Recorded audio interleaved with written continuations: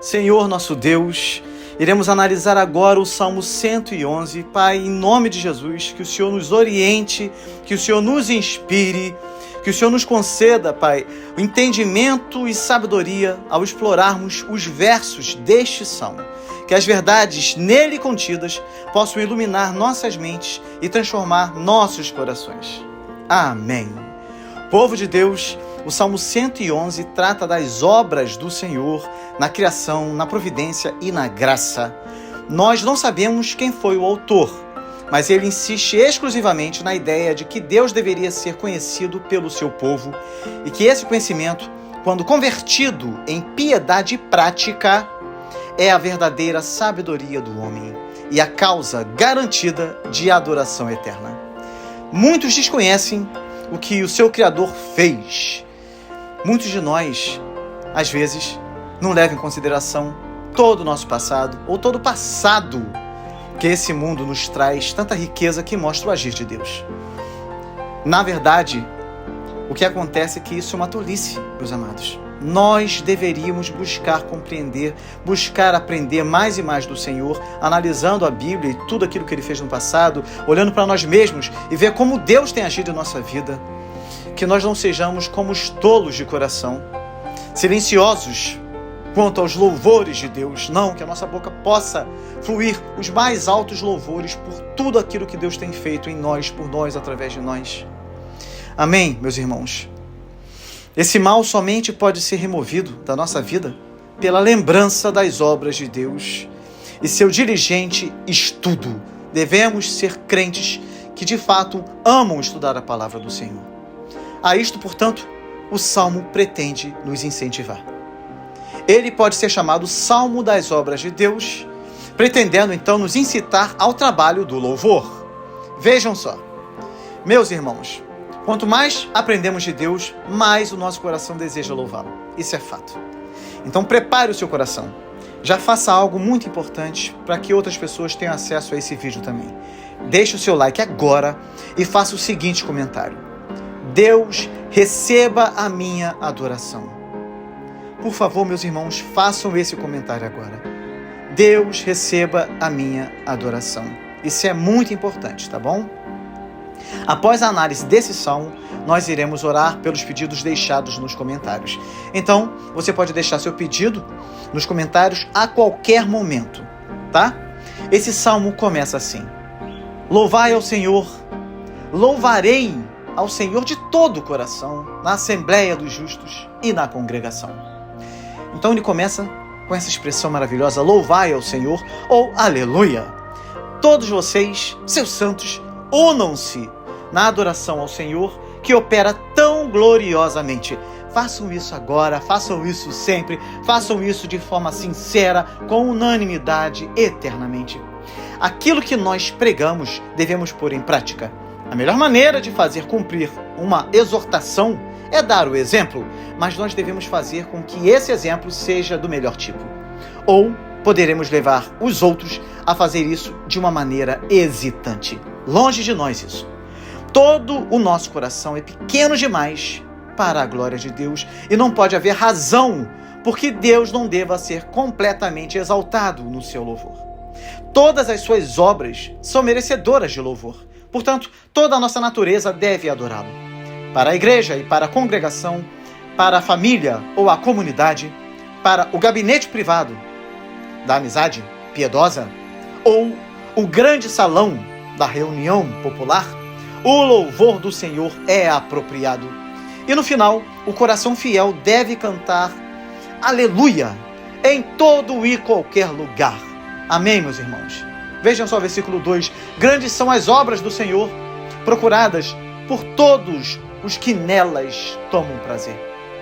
Em projeto, em tamanho, em quantidade, em excelência, todas as obras do Senhor são grandes.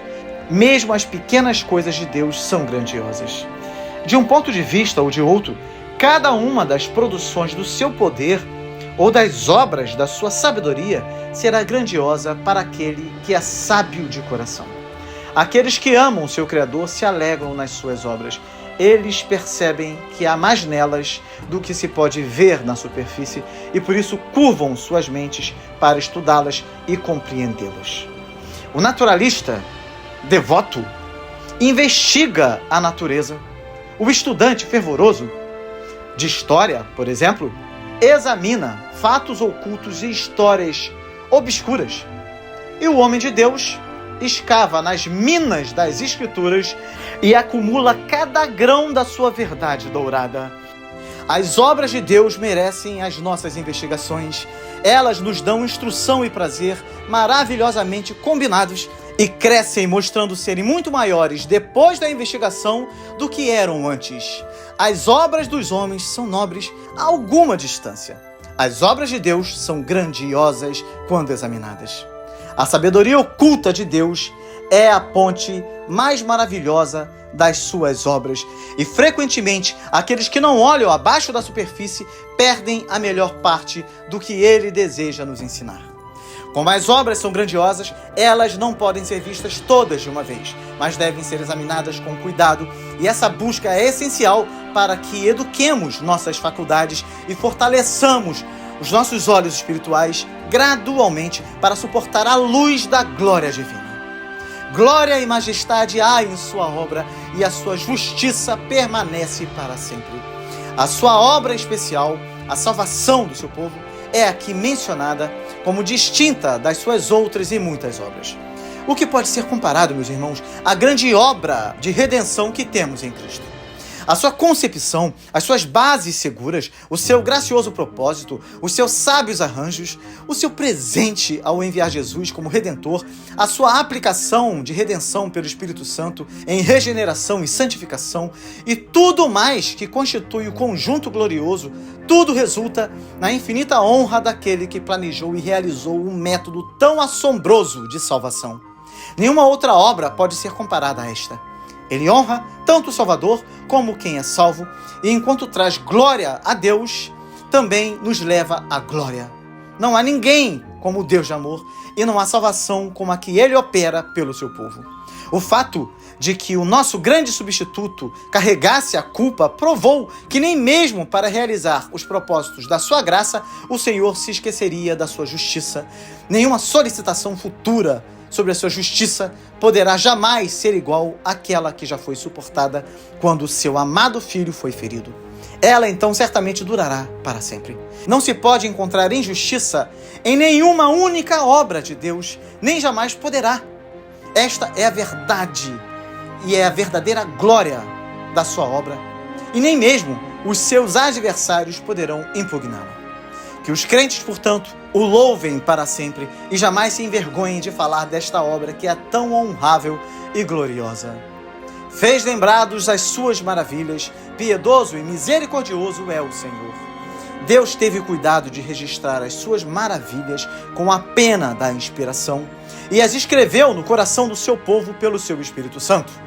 Obras como as que Deus realizou não devem ser admiradas por uma hora e depois esquecidas. Elas devem ser sinais perpétuos e símbolos instrutivos a todas as gerações futuras.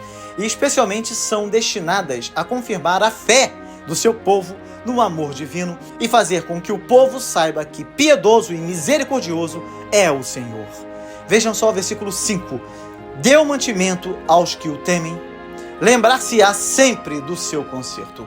O povo do Senhor, tanto na saída do Egito, quanto em outras ocasiões, foi enriquecido por seus inimigos com muitos despojos, e não apenas no deserto com o maná, mas em todos os outros lugares foi abençoado com o mantimento enviado por Deus. Deus sempre supriu as necessidades do seu povo amado. Quanto ao alimento espiritual, lhes foi plenamente fornecido em Cristo. Ora, eles foram alimentados com os melhores grãos e festejaram com manjares reais. A sua palavra é tão nutritiva para a alma quanto o pão para o corpo, e a tal abundância dela que nenhum herdeiro do céu jamais sentirá fome. Você pode dizer amém? Glória a Deus.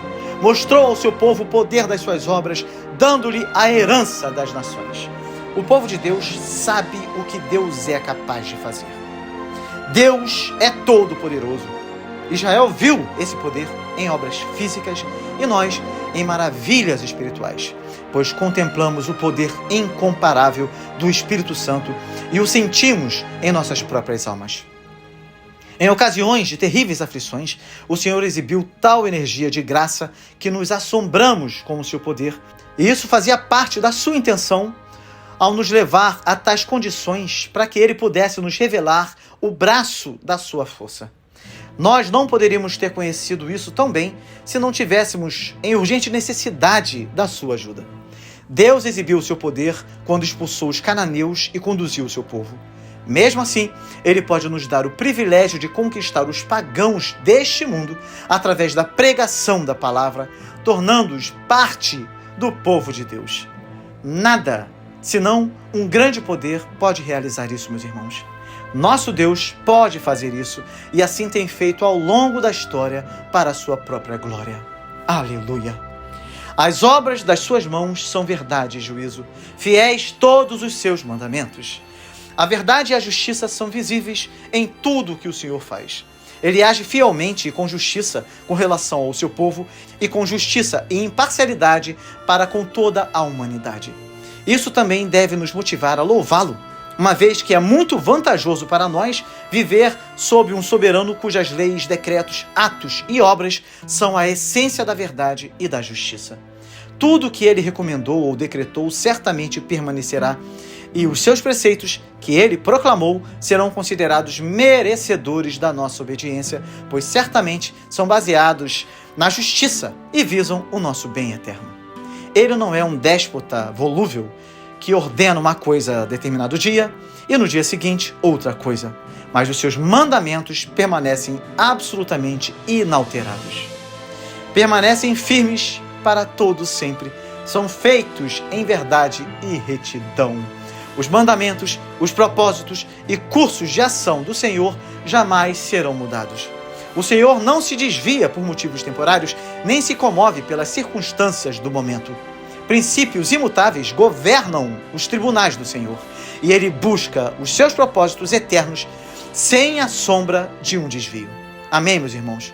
As nossas palavras frequentemente são como a madeira, o feno e o restolho, mas as suas obras são como o ouro, prata e pedras preciosas. Nós adotamos um propósito durante algum tempo e então o substituímos por outro propósito. Mas Deus tem uma única vontade e ninguém pode desviá-la.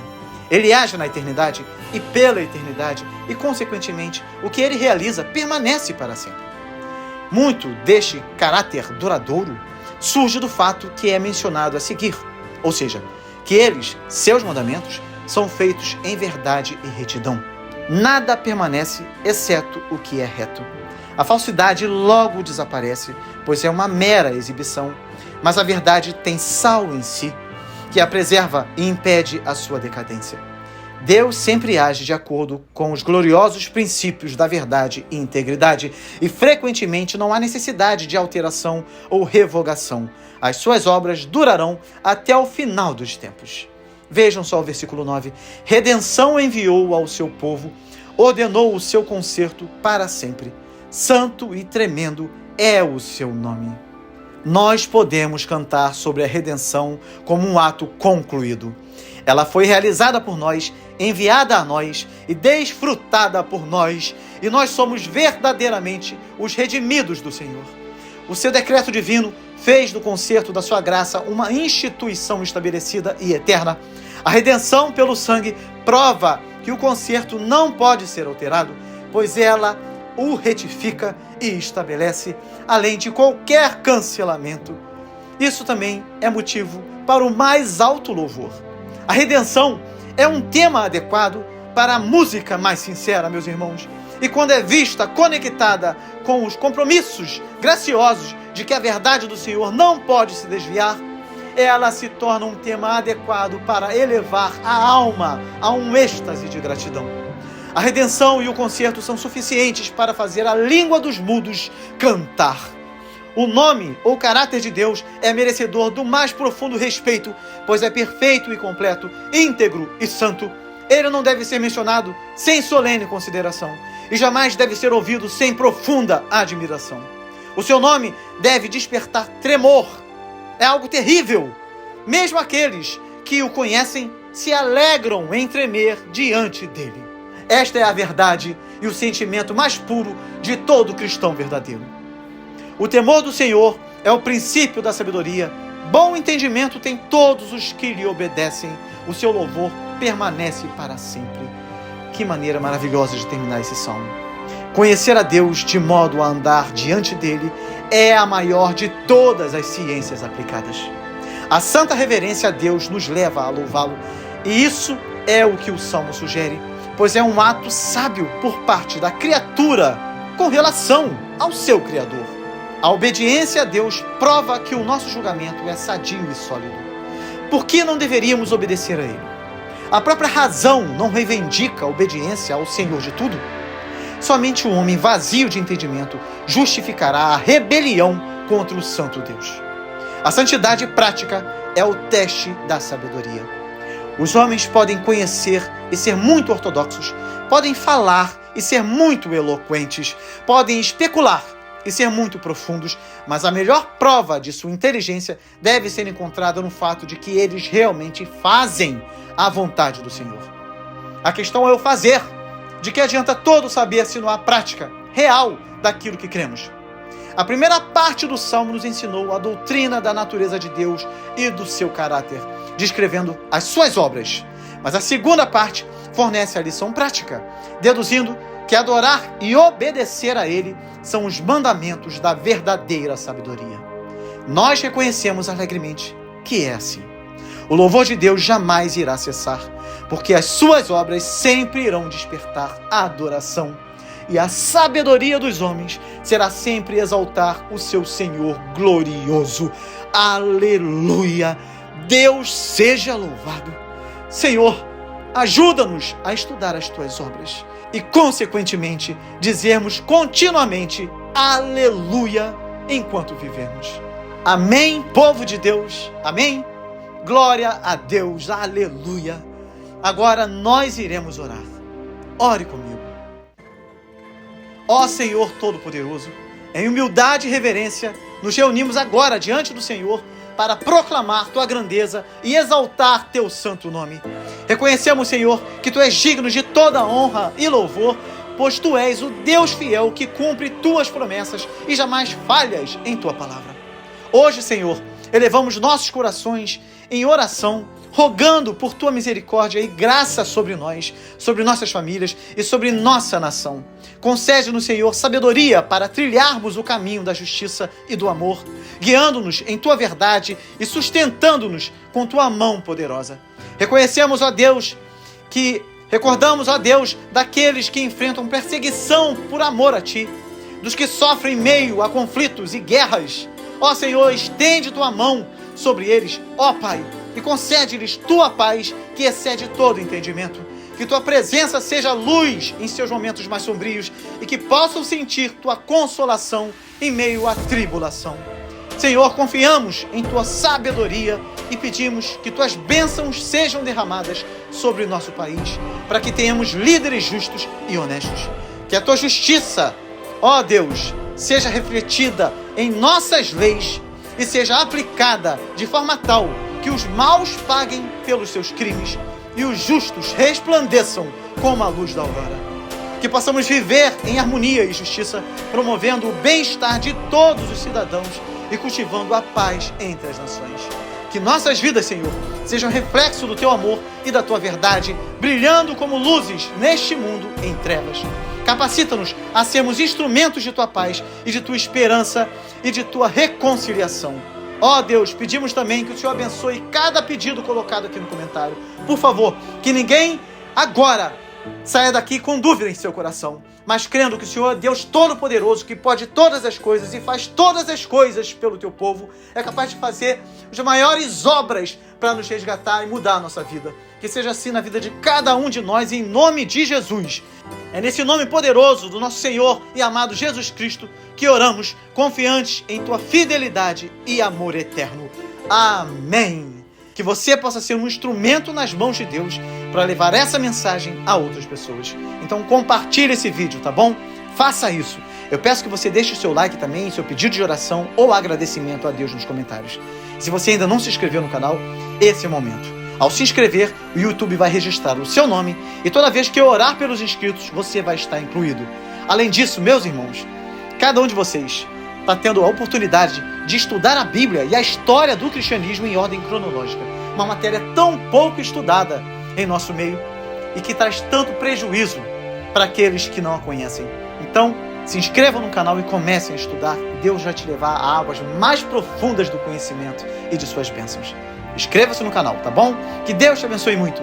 E até o próximo vídeo com a graça de Deus.